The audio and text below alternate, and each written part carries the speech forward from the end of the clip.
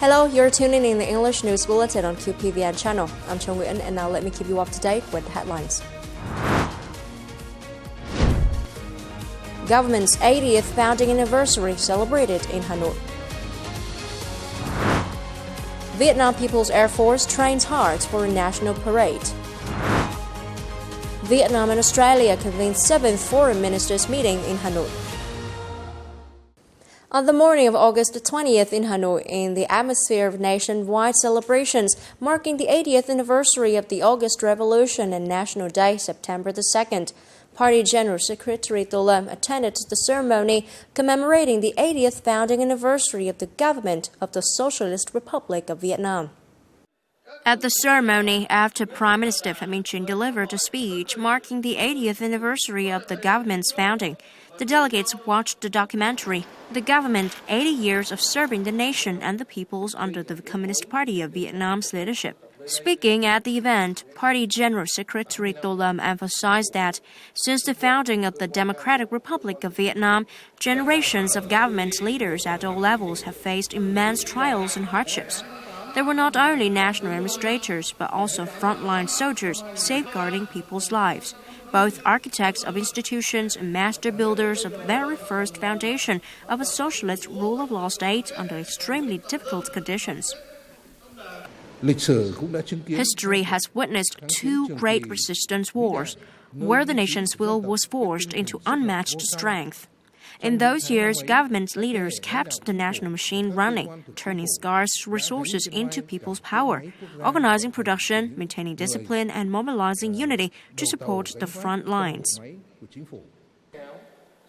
The Party General Secretary emphasized that every step of the journey reflects unity, wisdom, and discipline, the party's will in harmony with the people's heart. Pride in 80 years of achievement now becomes momentum for a new turning point, calling for action in the revolutionary spirit of Vietnamese predecessors. Each comrade is a living history, a role model, guiding today and tomorrow generations into the future. On August 20th, Mr. Trần Cẩm Tú, head of the Central Steering Committee for the commemoration of major national holidays and historical events, inspected the preparations for the celebration of the 80th anniversary of the August Revolution and the National Day at Building Square. Accompanying him were leaders from the government, the General Staff, the General Political Department of the Vietnam People's Army. After the inspection at Building Square, Mr. Trần Cẩm Tú commended the relevant agencies and units for their prompt, serious, and meticulous implementation with a high sense of responsibility, ensuring the schedule, plan, and set requirements. The joint rehearsal and training for the parade also being urgently and seriously carried out according to the established plan and timeline, meeting all requirements. He affirmed that the thorough preparation holds great significance. It not only reaffirms the importance and stature of this major historical event of the nation, but also needs to reflect the country's position in the new era. Therefore, all levels and sectors from central to local must proactively implement the task with a high sense of responsibility while ensuring close, synchronized, and seamless coordination throughout.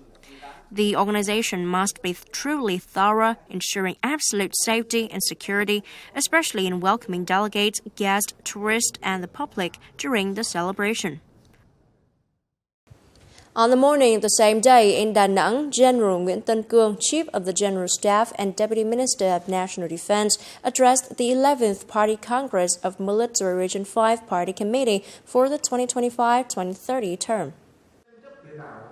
General Nguyễn Tân Cương requested the Party Committee of Military Region 5 to continue to maintain and strengthen the party's leadership over the armed forces, direct the building of a highly skilled, compact, and strong armed forces, proactively grasp the area, effectively handle all situations, adjust the defense arrangement, promote its core role in building the whole people's defense posture.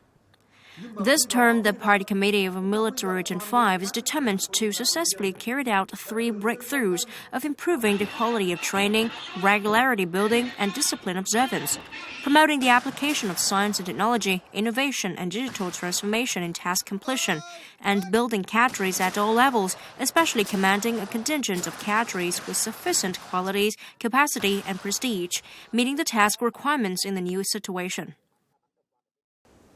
Also, on the morning of August the 20th in Hanoi, the Ministry of National Defense organized a scientific conference on application of artificial intelligence in performing military defense tasks.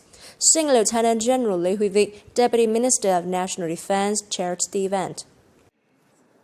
It is shown that the application of AI has been creating smart, modern weapons and military equipment systems, fundamentally changing the way of combating on the battlefield, command and operation work, as well as measures of national sovereignty, unity and territorial integrity protection.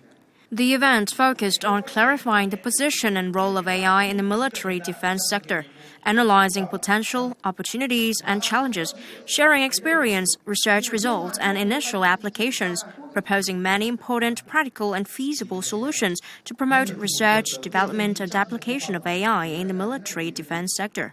This is a valuable source of information, helping functional agencies of the Ministry of National Defense in consulting, policy planning, investment resources, and infrastructure for research, technology development, contributing to building a revolutionary, disciplined, elite, and modern military. On August the 20th, officers and soldiers of the Russian armed forces arrived in Hanoi to prepare for the national parade marking the 80th anniversary of the August Revolution and National Day of Vietnam at the invitation of Vietnam's Ministry of National Defense. The participation of the Russian Ministry of Defense underscores the tradition, friendship, and comprehensive strategic partnership between the two countries, particularly in defense. After the welcoming ceremony, the Russian delegation moved to their accommodations as planned, ready for rehearsals and upcoming parade activities. Earlier, delegations from the Lao People's Army and the Royal Cambodian Armed Forces had also arrived in Vietnam and begun training. Along with other formations participating in the parade marking the 80th anniversary of the August Revolution and National Day, the Vietnam People's Air Force is entering the peak training period. After basic training at Air Force regiments across the country, this phase is considered a peak training period, as pilots, crew members, and aircraft from various units have gathered at Air Regiment 927, Division 371, Air Defense Air Force Service. With a large number of aircraft and pilots, we've tasked all participating forces to coordinate properly to ensure smooth operation both on the ground and in the air, as well as safety and success for the parade opening flight. As the training flights begin, groups of fighters jets take off one after another, with roaring engines fueling the excitement at Kep Airfield.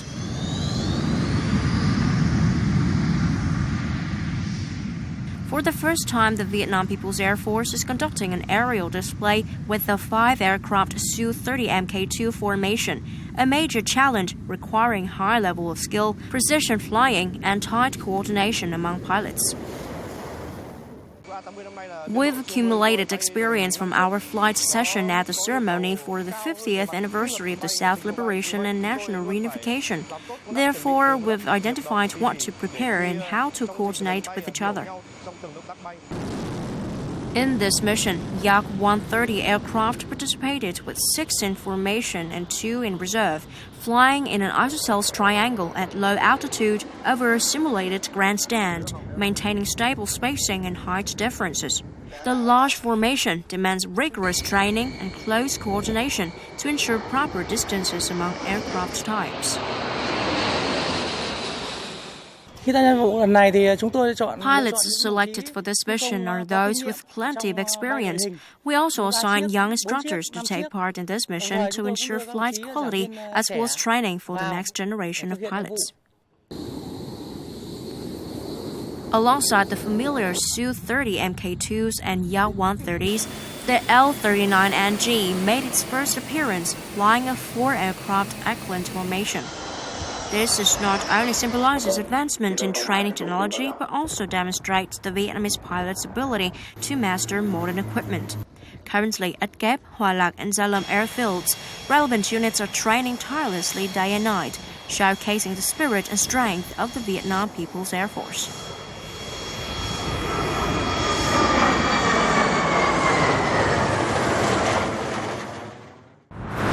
Coming up next, Vietnam and Australia convene 7th Foreign Ministers meeting in Hanoi. Hưng Yên promotes longan for export. On August the 20th, Vietnamese Deputy Prime Minister and Minister of Foreign Affairs Bùi Thanh Sơn and Australian Minister of Foreign Affairs Penny Wong co-chaired the 7th Vietnam-Australia Foreign Ministers meeting. At the event, both sides expressed their delight at the extensive growth of the bilateral relationship since it was elevated to a comprehensive strategic partnership. They noted concrete progress across 6 pillars with many practical results. Deputy Prime Minister Bùi Thanh Sơn welcomed Australia's rollout of its Southeast Asia Economic Strategy to 2040 in Vietnam and urged breakthroughs in sci-tech and innovation cooperation, including joint studies. For her part, Minister Penny Wong expressed her hope that Vietnam would continue facilitating Australian businesses' activities, especially in high-tech. She proposed expanding collaboration in the areas of Australia's strength, namely climate change, green growth, energy transition, digital transformation, and innovation. She pledged that Australia would continue to support Vietnam in developing new and green technologies, energy and digital infrastructure, alongside human capital training through ODA and investment.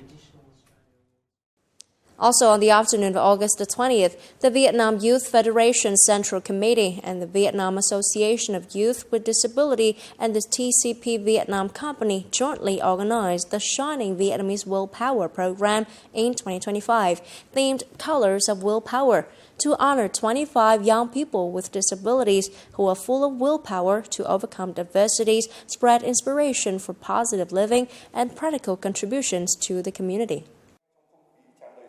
The examples honored at the program this year come from all walks of life, but share the determination to surmount difficulties and the desire to devote.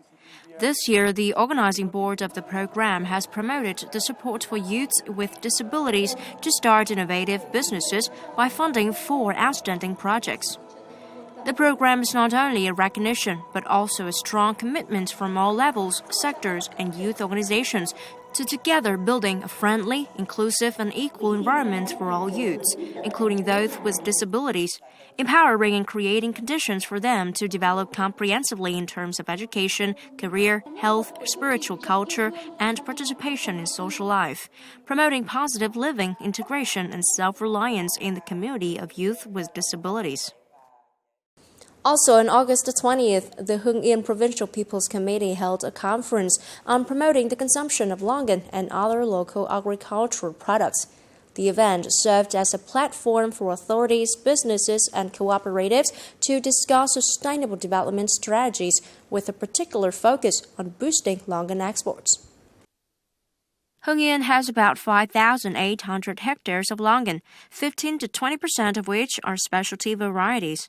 This year, output is expected to top 50,000 tons, up 15% from 2024, with over 60% meeting VIET GAP and organic standards for markets like the US, EU, Japan, and China. To grow safe longan, the initial cost is almost double. Herbal pesticides are less effective than chemicals, so we need to spray more often, and labor costs are higher. But in return, the fruit is high quality, fragrant, sweet, and can be sold at a higher price. It is now the peak harvest season for longan in Hưng Yên. Along with fresh longan, processed products are also generating significant economic values for local farmers. Tân Hưng Commune, the largest longan growing area, with 330 hectares, is expected to produce about 10,000 tons this year, with 50% processed into dried longan. Our cooperative has 12 hectares. This year, about 80% of the trees set fruits. We've harvested 40% and the rest is ripening, most of which will be processed into dried longan. In the time ahead, we'll work with relevant agencies to organize trade promotion events, support cooperatives and businesses in boosting consumption and exports, and help them apply e-commerce and digital tools to promote and sell products online. To further enhance values and expand markets, Hưng Yên is strengthening brand building and multi-channel promotion, standardizing production, expanding export-certified growing areas, and increasing deep processing to target export markets. And that's all for now. Remember, you can always watch the news again at qpvn.vn. Now, thank you for watching and hope to see you next time.